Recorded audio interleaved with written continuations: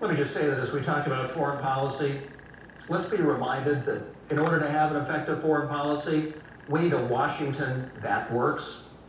Today we have a president who can't lead. We have a Congress that can't even figure out how to balance our budget. They need term limits, by the way.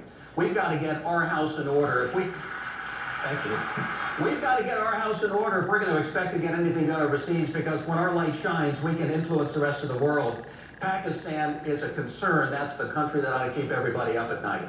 You have not President Zardari in charge, but General Kiani over the military, which also is responsible for ISI. You've got the youngest demographic of the 160 million people in Pakistan. You've got a madrasa movement. You've got over 100 nuclear weapons. You've got trouble on the border.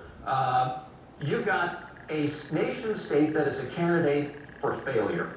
And I say it's a haven for bad behavior. It's a haven for training. The people who seek to do us harm, and an expanded drone program is something that would serve our national interests. I think it must be done, and I think it must be consistent with recognizing the reality on the ground of what we need out of Afghanistan. We don't need 100,000 troops in Afghanistan. We don't need the nation built in Afghanistan when this nation so desperately needs to be built. We're going to get to it. We need something.